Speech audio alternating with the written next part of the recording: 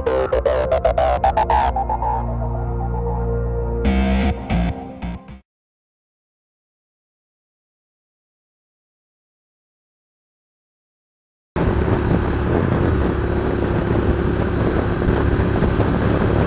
so one of the things I was wanting to test was the noise level here in the helmet, so I'm just going to give that a quick whirl to see what I sound like here, and I guess I'll go ahead and talk about the NC700X here. I still have to do my part 2 review, which I did promise to do while I was actually riding the bike, so thanks for those who are waiting patiently for that.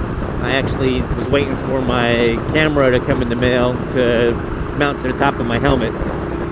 And I also got a helmet that's mounted on the luggage rack that points behind me. So now I'll be able to catch front and back views instead of like I did 6 years ago where I just got what was in front of me. So I guess we'll get started talking about the bike. So let's see. Going over the gauge or the controls up here in the front and the display, I did not mention about the tachometer that's here. So if we look on the front, you can see that we have 0 through 8 listed here, and our red line is right around 6,500. And so I have hit the red line a couple times when I first got it, and you get used to kind of reprogramming your brain a little bit, because I'm used to, you know, just dropping like second gear and then just like rolling back on the throttle, and suddenly you're going like 65, 70, 75, you know, without even really needing to shift any gears. And you can't do that on this bike. So it's a bit of a mental readjustment when you get this. And not that I would do second gear all the time, mind you, but it was just nice to do if you just wanted to get up to speed real quick. So with the rev limiter, it will kick in, it will drop all power, and you pretty much have the choice of upshifting at that moment in time to continue on. The NC700X here, it likes to chill out in the 3,000 to 4,000 RPM range. I've noticed that. Anything lower than 2,000, you're going to be lugging the engine, and it just seems like to me the sweet spot is right around 3,000. And here I am at the highway. I'm in 6th gear, and I'm at just 4,000, 75 miles an hour, and it's happy. So we're good to go. So a couple things also I want to talk about is that this bike is really smooth, and I like that. So shifting gears or coming out of first, if you look at the power band for the NC700X, there's not a lot of high-end power here. It's a very torquey bike instead. And so top speed on this isn't going to be something like my Vulcan 750 where it can go like 145, 150 miles an hour. I think I've had this now up to maybe 95. I don't think I've hit triple digits on it. We'll have to do that another time. Sometime when I'm out in the country and the risk of anything messing with me is really low. So the windscreen here, the standard one that they give you, even with my height, 5'8", and the way I sit on the bike, is that if I didn't have this extended lip right here, I would be getting a lot of air to the face here. So if you're going to get one of these, I recommend getting the extended slip to go over the windshield. And that, you know, 4 or 5 extra inches on there, maybe 5 inches, makes a big difference. So the air goes up and over.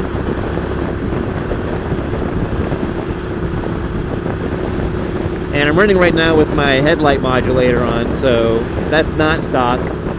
But this is really the only time I get a really chance to talk about it instead of doing like a normal review. But it's pretty nice. I'll probably talk about that in another post though.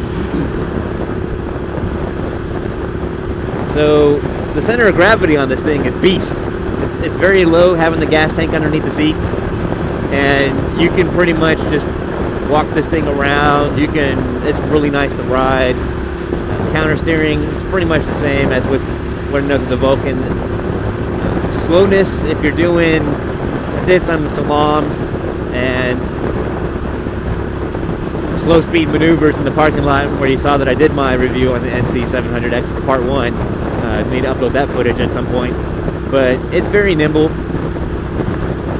so I definitely enjoy that. One of the biggest perks though is the gas mileage. So I've been doing a lot of 2-up riding, and even with having a pillion on the seat, I'm getting about 57, 58 miles to the gallon. Now, without the weight of the passenger on there, when I was coming back, and this is highway speeds, coming back from Chattanooga when I bought the bike, and going through Atlanta and then cutting east to go to Augusta, Georgia, all told, I was getting 67 miles to the gallon. And I really wasn't trying to baby it for fuel efficiency. I mean, I had just got it. I was taking it a little easy just because it was new, so I wasn't doing anything ridiculous. So, but I wasn't babying the gas mileage either. So, pretty good, I think. One of the main reasons why I decided to go with this was the extreme gas mileage.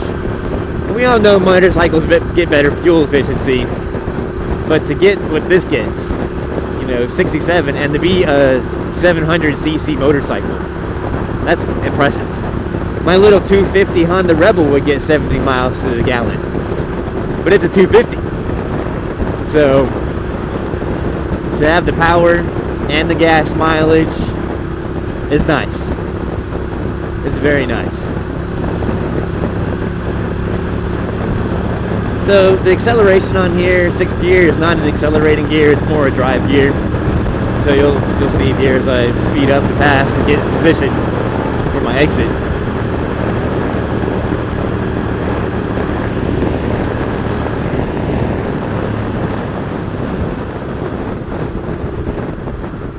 And I do love the fuel gauge.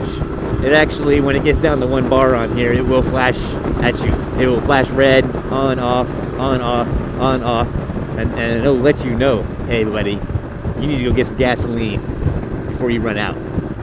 So I definitely like that. There is no reserve switch. There is no reserve. So for those of us that are used to, hey, I can ride until I get to the reserve switch and flip that over, and I know I still have, X many more miles to go, that's not an option anymore. You're pretty much going to have to pay attention to either your trip meter or your fuel gauge on here to know what's up.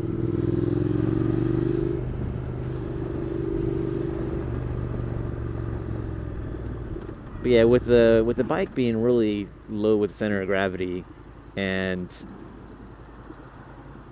being as nimble as it feels for being a bigger bike, I really like the fact that it's so smooth.